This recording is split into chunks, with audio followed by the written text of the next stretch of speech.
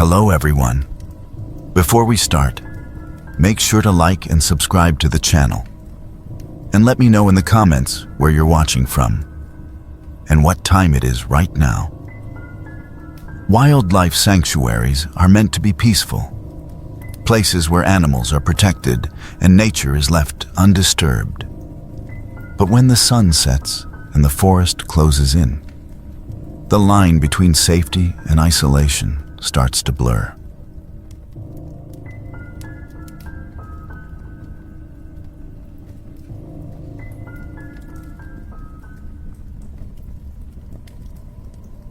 In the summer of 1999, I had been assigned to the southernmost stretch of the Everglades Wildlife Refuge, where the tree line blurred into marsh, and the air stayed heavy even long after the sun had gone down. The refuge was vast, remote, and difficult to monitor at the best of times. But that season had brought with it higher than usual rainfall, and much of the southern sector had become especially treacherous to patrol. The humidity hung thick over the water each day, and the heat seemed to radiate out of the ground itself.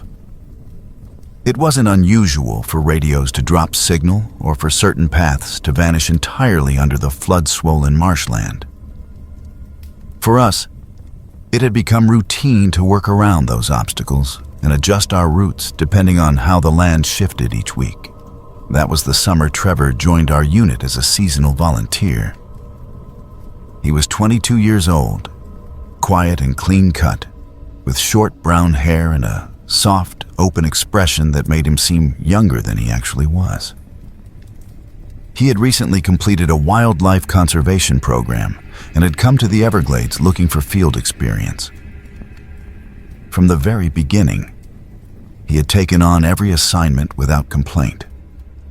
He wasn't the type who bragged or tried to show anyone up, but there was a definite intensity in how he approached the work. Not reckless exactly, but as if he always felt the need to prove something to himself. He volunteered for double patrols, often went out ahead of the group to clear brush, and rarely seemed to tire even in the most difficult sections of the swamp. That tendency to work alone made some of the older staff uneasy. And more than once I'd heard warnings passed around casually, reminding each other not to go too far out alone, and certainly not after dark. Trevor never outright ignored those warnings, but it was clear he preferred solitude, especially when working near the animal enclosures at the outermost edge of the marsh. On the afternoon of June 17th, it had been unusually hot even by Florida standards, and the air had the dense, breathless quality that always came before a storm. Most of us had returned early from our assigned areas to avoid the incoming weather, but Trevor remained behind at the equipment shed, where he said he planned to inspect one of the older enclosures that had recently shown signs of rust damage. He mentioned that one of the latches had been sticking and that he didn't want to leave it unchecked overnight. I remember glancing at the sky while he spoke, noting how the clouds had begun sinking lower and darker over the far edge of the trees. I advised him to wait until morning, when visibility would be better and the trails drier. But he insisted it would only take a few minutes. His tone had been calm, and there was nothing particularly unusual in his demeanor at the time. He gathered his flashlight, secured his gear bag, signed out the ATV just before 6:45 p.m., and rode off in the direction of the southern trail that curved around the edge of Enclosure 9. At 7:14 p.m., our main station received a radio call from him. His voice came through clearly, and he confirmed that he had reached the shed near the enclosure and had encountered some minor flooding on the trail. He added that the conditions were manageable, and his message ended with a vague remark that seemed disconnected from his previous statement. He said, "Yeah, I think I see it now." And then the transmission abruptly stopped. There was no follow-up, no confirmation of return time, and no response when the dispatch team attempted to raise him again. Over the next 30 minutes, the line remained open but silent. The storm passed quickly, leaving behind a layer of mist that clung to the trees and reduced visibility across the lower marshes. When he still had not returned by 8:30 p.m., and with the storm no longer presenting a risk, 2 rangers were sent out to locate him. The ATV was discovered just before 9:10 p.m., sitting quietly at the far edge of the service trail, with its engine still running and its headlights casting a fixed, dull light across the thick reeds. The vehicle had not been damaged. The keys were still in the ignition, and Trevor's clipboard had been placed neatly across the seat. His bag remained strapped to the rear cargo net, and nothing inside had been removed. There was no sign of a struggle, and no clear direction from which he might have exited the vehicle. The ground immediately around the ATV was heavily churned in a wide radius, with overlapping swaths of disturbed mud and flattened reeds, but none of the markings formed a consistent trail. There were no boot prints, no drag marks, and no evidence of any wildlife passing through in the immediate vicinity. Roughly 15 feet behind the maintenance shed, at the base of a cluster of black mangroves, a shallow circular marking was found pressed into the dirt.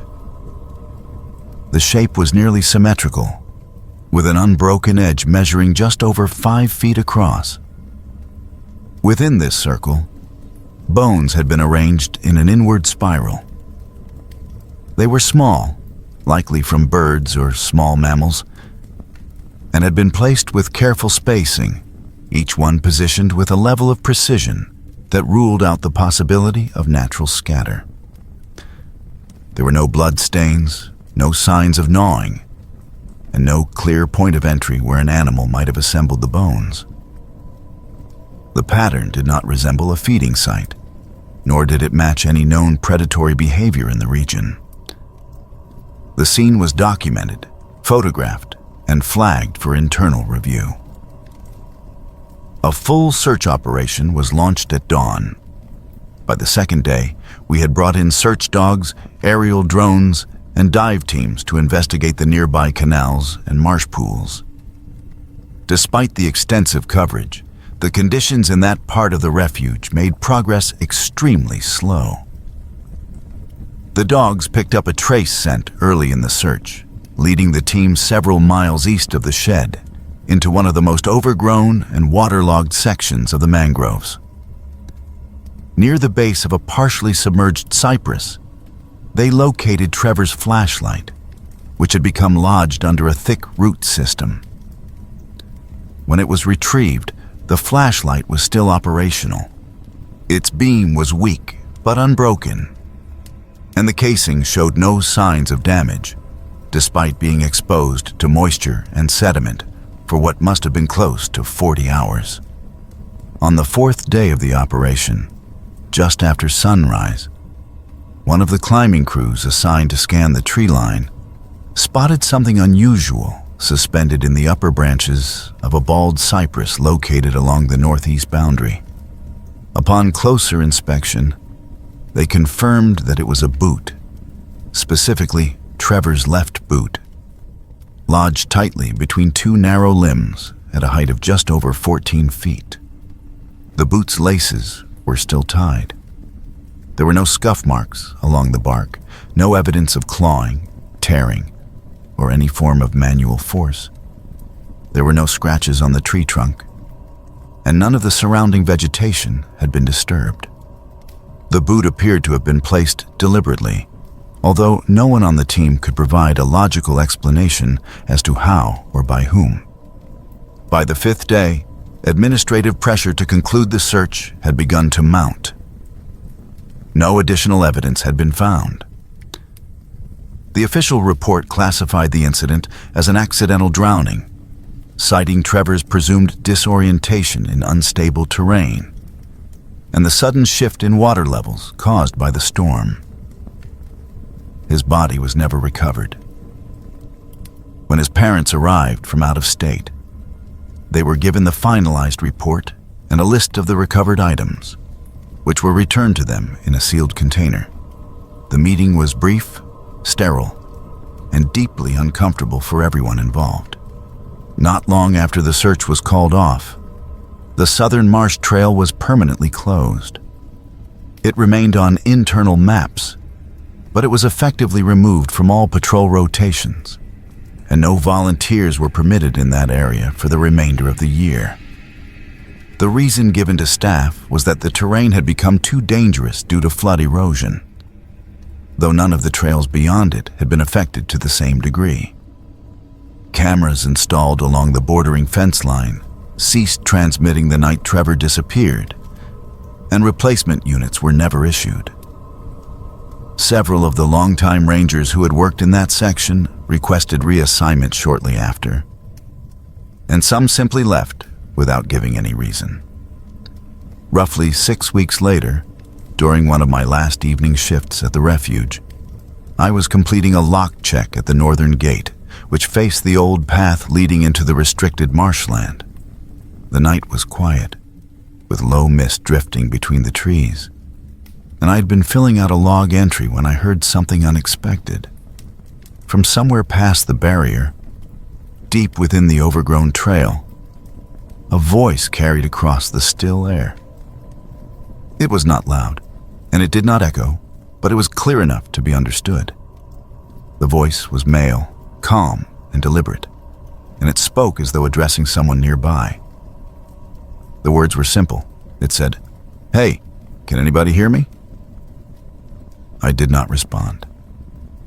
I stood still for several moments, unsure if I had misheard, but nothing else followed.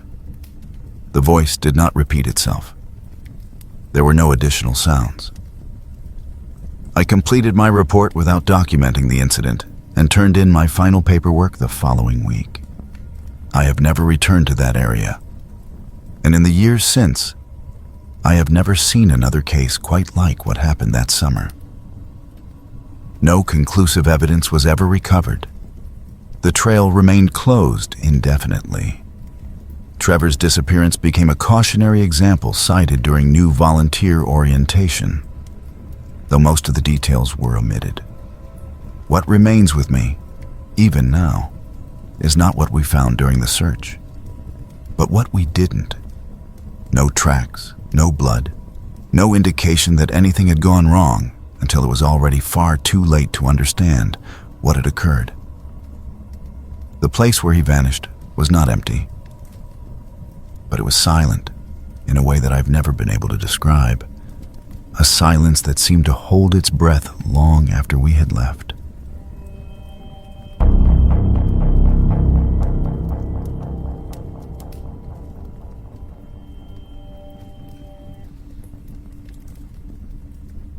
In 2018, I was working the night shift at a bird conservation sanctuary located on the edge of a large tract of bushland in New South Wales.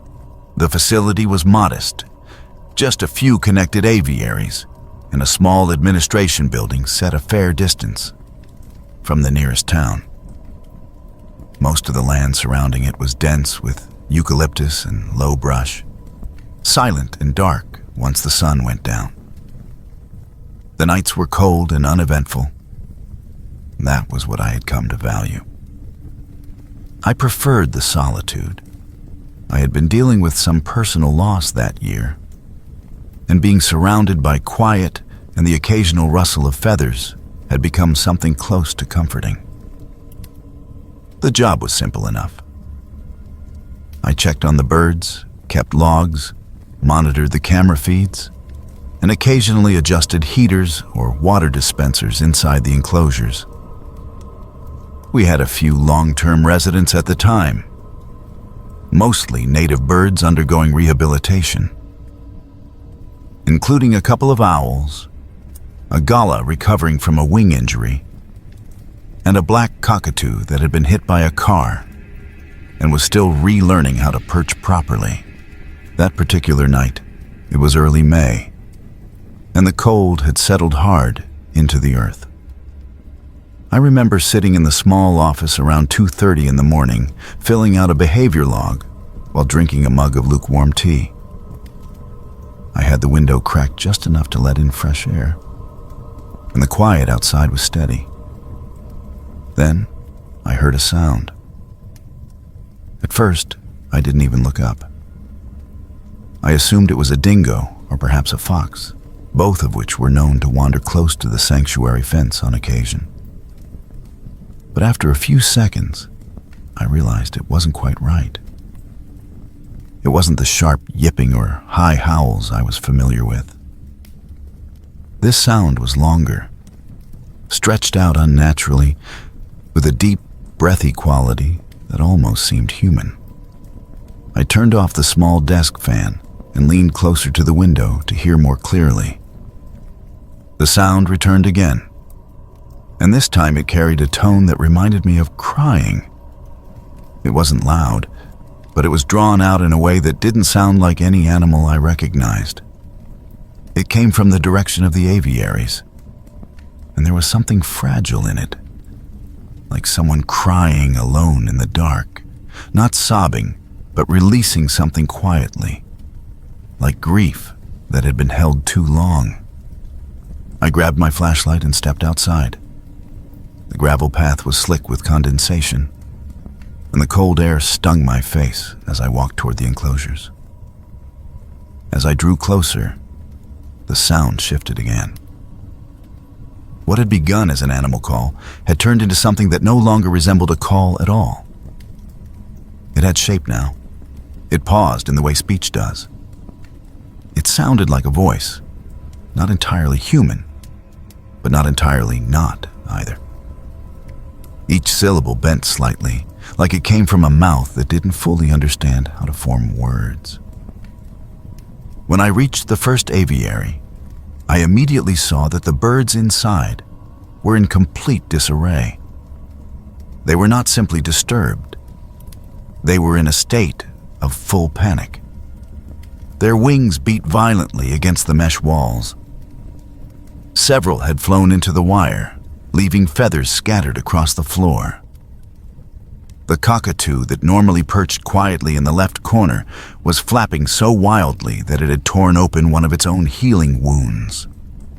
Blood streaked the pale feathers along its side, and it shrieked with a hoarse, strained cry that I had never heard from it before.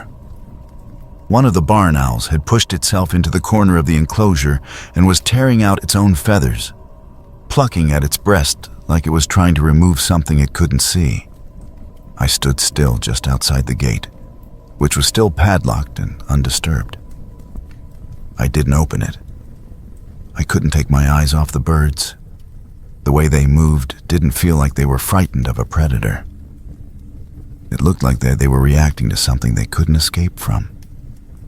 Something inside the space with them. My flashlight flickered slightly, not from battery loss, but from the way my hand had started to shake. Then the voice came again. It did not rise out of the bush. It did not drift down from the hills.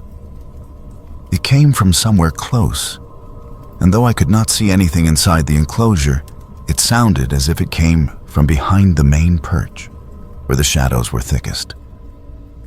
The voice was low and breathless. It did not call out loudly, but it carried clearly over the sound of the birds. The words were simple. "You took it from me." The voice spoke the phrase once, and then paused. It said it again, slightly softer the second time. On the third repetition, the voice almost seemed to collapse into itself. The final word came out ragged, like it was being pushed through a throat that had no strength left. I couldn't bring myself to respond. I didn't move forward. I didn't call out. I simply stood there, watching the birds shake and thrash and cry, while those 5 words echoed again and again inside my head. Eventually, the birds began to settle. Their movements slowed, and one by one they returned to their perches. Feathers still fell from their wings, floating to the floor in silence. Even the injured cockatoo climbed weakly back onto a branch and tucked its head beneath its wing, shivering. The energy in the space shifted all at once, as if something that had been pressing against them had suddenly lifted and vanished. I backed away without turning around. I did not run, but I walked quickly, returning to the office with my flashlight still in hand. I closed the door behind me and did not go back out again that night. The following morning, I reviewed the Sanctuaries surveillance recordings. We had audio monitors installed near the enclosures to track animal distress calls and detect unusual sounds. The system had recorded everything: the fluttering, the screeching, the pounding of wings against mesh. And then, unmistakably, it had picked up the voice. Not distorted, not distant, clear. Each repetition of the phrase could be heard as if someone had stood just a few meters from the microphone. I submitted the recording to Wildlife Services. They sent a team to inspect the grounds and review the footage. They checked the locks, looked for footprints, examined the perimeter for signs of tampering. There was nothing. No evidence of a person on the property. No damage to the mesh or signs that the locks had been disturbed. The enclosure had been sealed the entire time. The gate was still locked from the outside, just as I had left it. Some of the staff speculated that someone might have used a speaker or mimicry device to frighten the birds. Maybe someone playing a prank, or someone trying to cause harm. But there had been no motion detected, no movement on any of the perimeter cameras, no sign of forced entry. And none of those theories explained how the birds had behaved or how the voice had sounded so close. A few weeks later, during a daytime education program, a local elder visited the sanctuary as part of a school group's cultural program. I didn't speak with him directly, but I overheard part of a quiet conversation he had with one of the senior staff. He explained that the land where the sanctuary was built had once been considered sacred by his people, but not in a celebratory way. It was considered a place that should be left alone after sunset. According to tradition, it had been known as the ground of a spirit that moved in the dark, one that hunted among those who had lost something, especially those carrying unresolved grief. It was not a spirit that spoke in its own voice. It was said to take the voice of another, one already gone, and return it in pieces as a way to draw others closer. I didn't work another night shift after that. I stayed on for a few more weeks during the daytime, helping transfer several of the more distressed birds to alternate enclosures or other sanctuaries, but I handed in my resignation before the month was over. I don't scare easily, but something about that night stayed with me. Not because of what I saw, but because of what I heard. The voice didn't sound angry. It didn't sound like it was accusing me of anything. It sounded like it had forgotten how to be anything other than empty. And that, more than anything else, is what unsettled me. Whatever happened that night, I still can't explain. All I know is that the birds knew something was there, long before I did. And when it left, it didn't take anything with it. It only left behind a sound, a sentence, and a silence I still remember too well.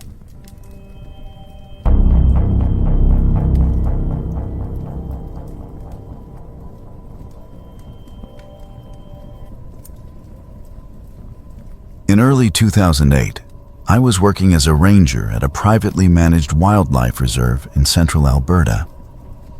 A vast and largely forgotten stretch of land pressed up against the northern edge of the boreal forest.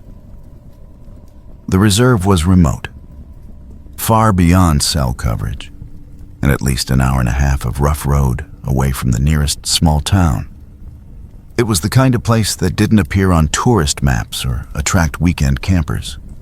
There were no guided hikes, No visitor centers, no souvenir shops. Just endless stands of black spruce and tamarack, fenced-in acreage, and a handful of staff rotating through seasonal contracts. Most of us lived in prefab cabins near the main access road, a few kilometers from the farthest fence lines. By March of that year, the worst of the winter had started to lift, although the mornings were still bitter, and the ground remained locked beneath snow and ice.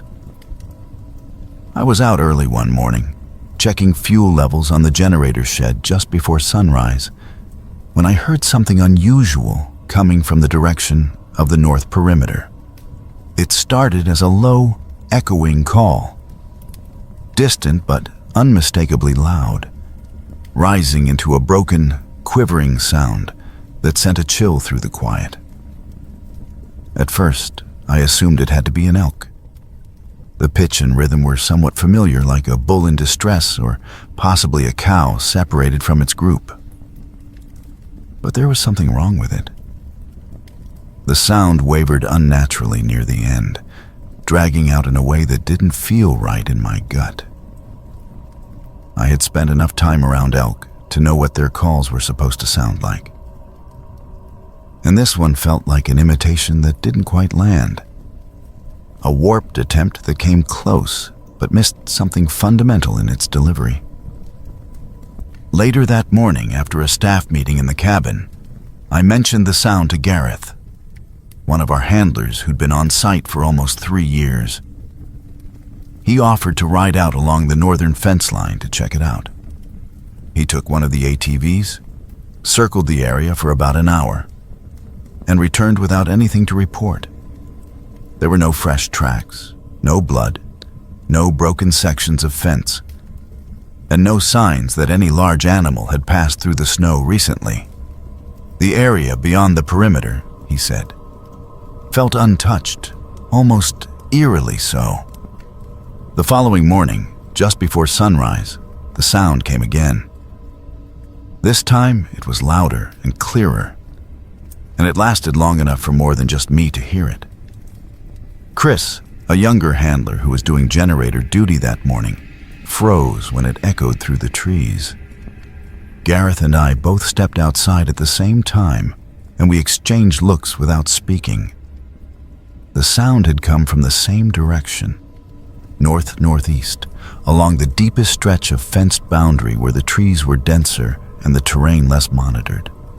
That morning, I went out with Gareth to investigate.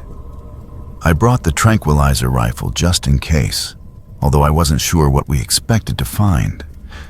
We followed the fence line on foot for about half a kilometer, cutting into the trees wherever it looked like something might have moved through. Despite the snow being packed down and crusted over, we would have seen signs if anything heavy had passed through the area. Fresh prints, snapped branches, trampled brush. There was nothing. The forest beyond the northern boundary stood completely still.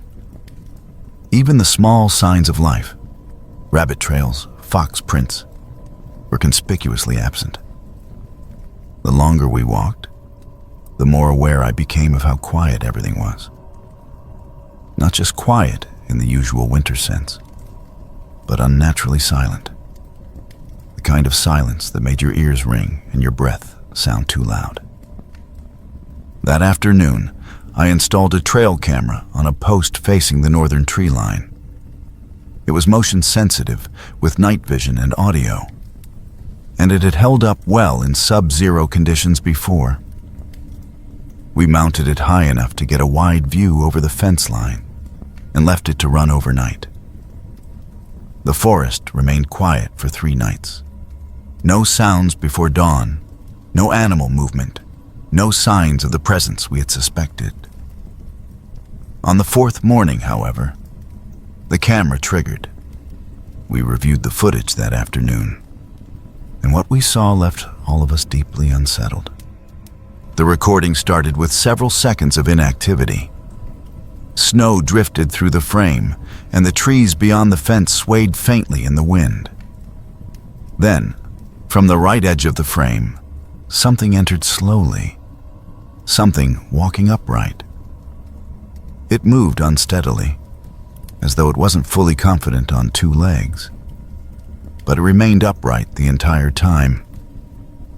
Its body was tall and unnaturally thin, with arms that hung down to the knees and a gait that looked awkward, almost dragging. The skin, in the low-light mode of the camera, appeared pale and smooth. No fur, no hair, no clothing. Its posture was hunched, and the neck, if it had one, was held low against the chest. But it was the head that unsettled me the most. It had no visible features, no eyes, no mouth, no nose. Just a round, expressionless shape where a face should have been. The audio was recorded along with the video. As the figure moved past the frame, the same bellowing cry we'd heard before came through. Only this time, it was louder, closer, and unmistakably unnatural. What began as an elk-like call warped into something completely different halfway through. The sound trembled, broke apart, and echoed with a layered tone, as if several voices had been stacked on top of each other and pushed through the throat of something that didn't know how to use them. It wasn't just unfamiliar. It was wrong in a way that felt immediate and physical. The kind of sound that made your spine stiffen before your brain had even finished processing it. Chris watched about half of the footage before standing up abruptly. He didn't say anything at first, but within an hour, he had packed his gear and left. No one stopped him. Over the following week, 2 other staff members handed in their resignations. They didn't explain much. They just left, quietly and quickly, and didn't reply to any follow-up calls from management. That left only Gareth, Maya, our on-site veterinarian, and me. We tried to continue as usual, but the atmosphere had shifted. The northern boundary now felt oppressive, even during the day. We stopped sending staff to patrol that area. The animals inside the reserve, particularly the elk and deer, began avoiding it altogether. Even the birds were scarce on that side. We rotated night watch responsibilities, but none of us volunteered for the North Perimeter shift anymore. The air around that part of the forest had taken on a heaviness that made your breath feel too shallow. Then the pattern changed. The sounds didn't come just before dawn anymore. Sometimes they started shortly after midnight, sometimes closer to 3 in the morning. But what disturbed us more than the change in timing was the change in content. It was no longer just screaming. The calls had begun to include something else. Something that sounded like words. The first night I heard my own name, I was sitting in the small field office with the window cracked open to vent the heat from the stove. I was finishing paperwork when I heard my name spoken quietly from outside. It wasn't shouted. It didn't sound urgent or alarmed. The voice was slow, drawn out, and deliberate, as though someone unfamiliar with language was testing the way it felt to speak. I froze, waited, and heard nothing else. When I stepped outside, the forest was silent again. Gareth was asleep in his cabin. There were no vehicles, no flashlights, no prints in the snow. The next day, Gareth told me he had heard Maya's name spoken just outside the garage while walking back from the shed. He hadn't wanted to say anything until I brought it up, but the look in his eyes told me everything I needed to know. Maya, when we finally told her, didn't speak. She just nodded slowly and avoided eye contact for the rest of the day.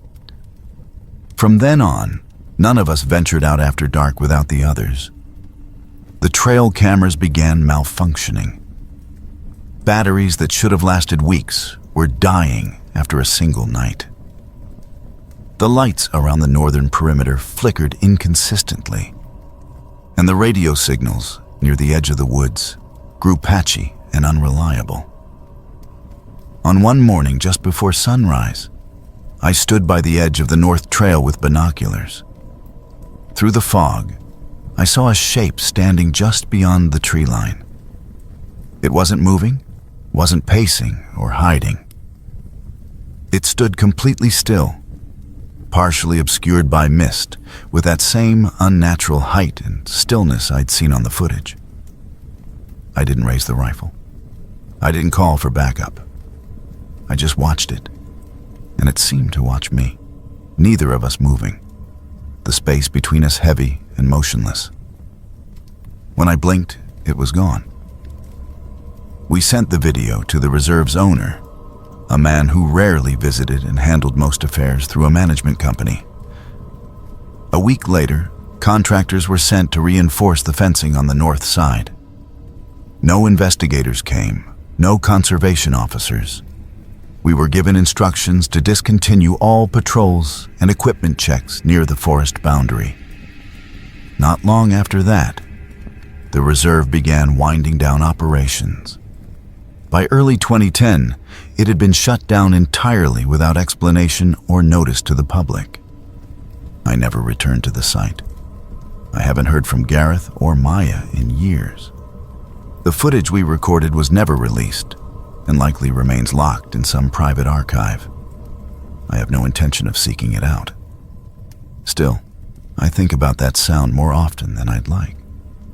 Sometimes, late at night, when I'm walking alone in the woods or lying in bed with the window open, I hear something faint drifting through the trees, something shaped like a name, rising awkwardly from a throat not made to speak. And every time, it sounds a little closer than it should.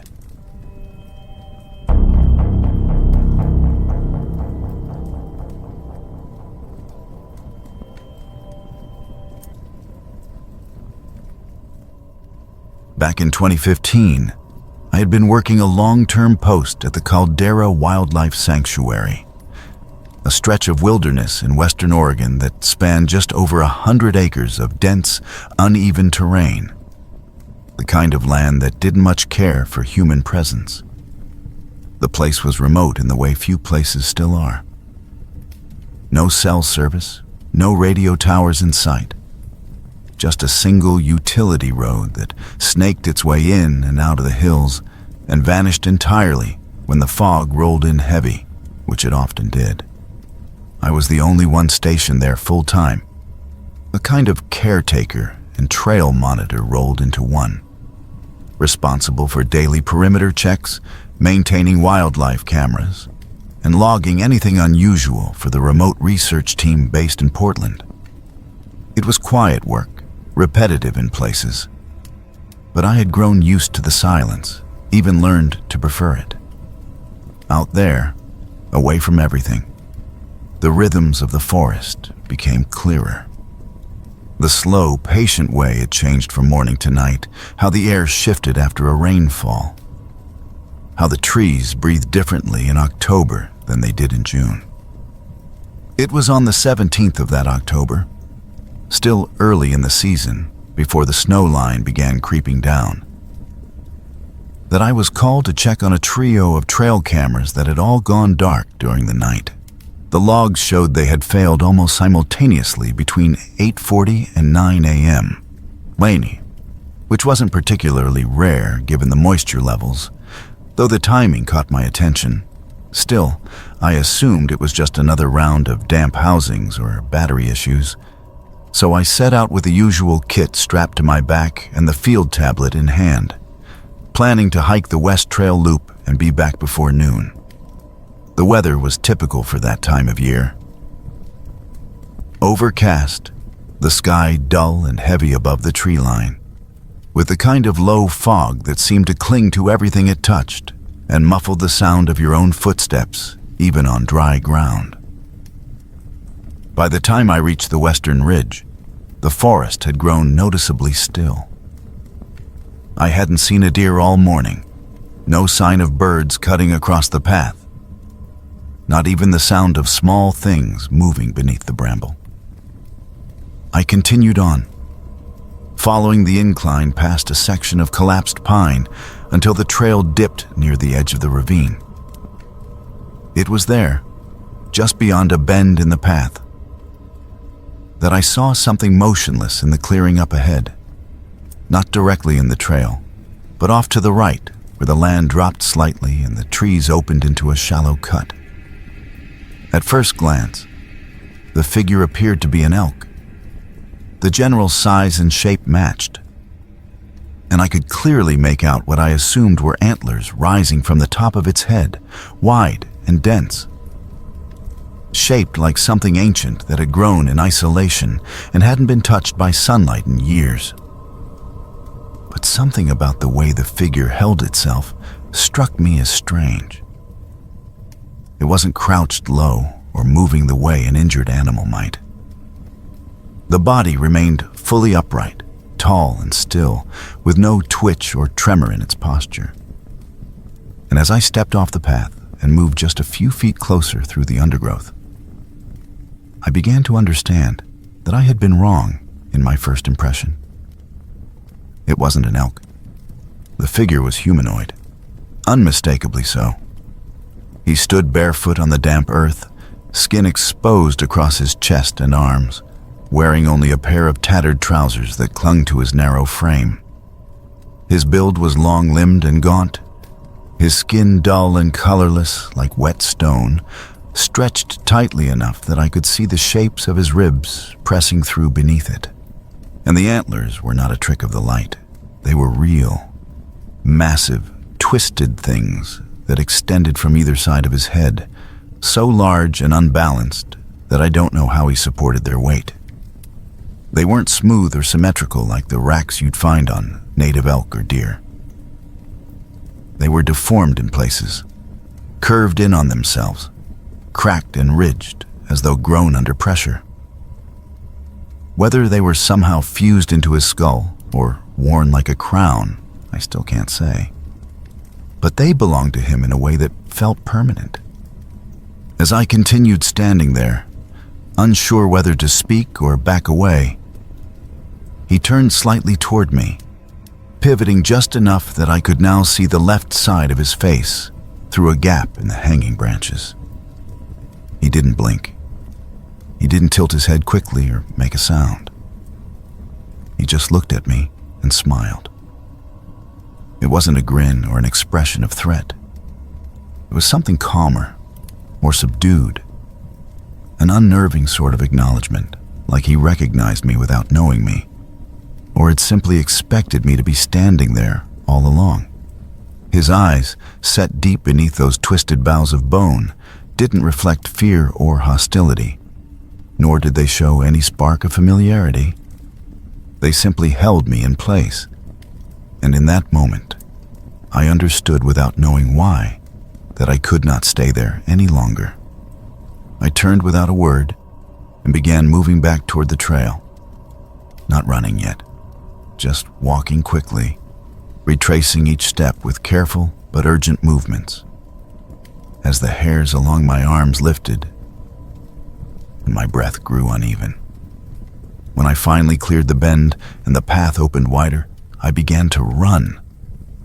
Not out of panic, but because the silence behind me felt too complete, too unnatural, and I could not bear to know whether he was following.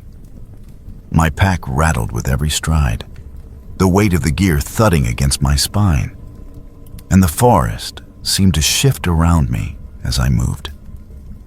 Darker somehow, even though the sky hadn't changed. The air had taken on a strange pressure, as if I had stepped into a place that didn't want me anymore. I reached the compound just after 10 a.m., slammed the door behind me, and locked it. I secured the windows next, then dropped the storm hatch in the pantry for good measure, something I had never done in the months I'd been working there. For the next hour, I sat in the main room with the lights still off, listening to the forest outside the windows, and waiting for any sign that I'd been followed. A footstep, a knock, a change in light. But there was nothing. The compound remained still, and the woods beyond the glass looked no different than they always had. But I didn't feel safe. Later that afternoon, when my hands had stopped shaking enough to use the tablet properly, I reviewed the camera feeds. As expected, all 3 of the trail cameras I'd been sent to check had gone dark at 8:43 and remained down for just over 2 hours. No footage was saved. The logs showed no signs of tampering, no environmental errors, no power surges. Just silence.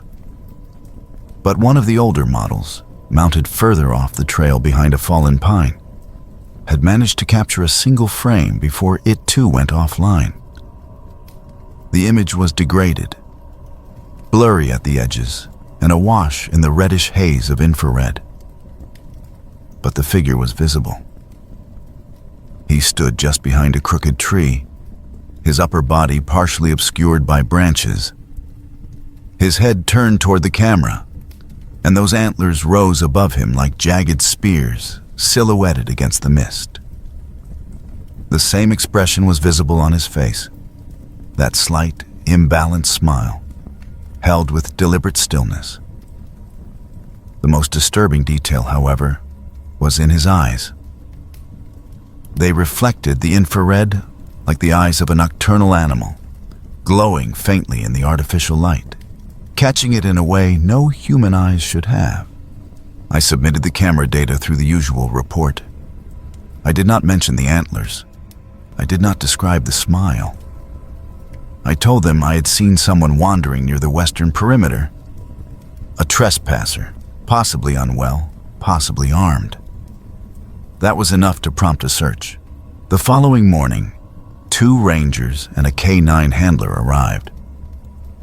We spent the better part of the day combing the western trail system, starting from the point where I had first seen the figure and moving outward in widening circles. The forest remained as silent as it had been the day before. No tracks were found. No signs of passage through the underbrush. The dogs picked up nothing. The soil was undisturbed, and the brush had not been broken. It was as if nothing had moved through that part of the sanctuary in days. But near the edge of the west fence line, just beyond a thicket of tangled vines, we came upon a clearing I had never seen before. It wasn't marked on the maps. It wasn't wide enough to be natural. Something, or someone, had cleared it by hand. At its center was a carefully arranged spiral, built from dozens of small white bones, clean, polished, and laid out in a perfect curling pattern. There was no sign of struggle or decay, and resting in the center of that spiral, half sunken into the moss, was a single human tooth. It was whole, unbroken, and clean. The rangers collected it, logged the discovery, and said they'd follow up. If they did, I never heard what came of it. 2 weeks later, I left the sanctuary. I didn't tell anyone why. I didn't share what I had seen.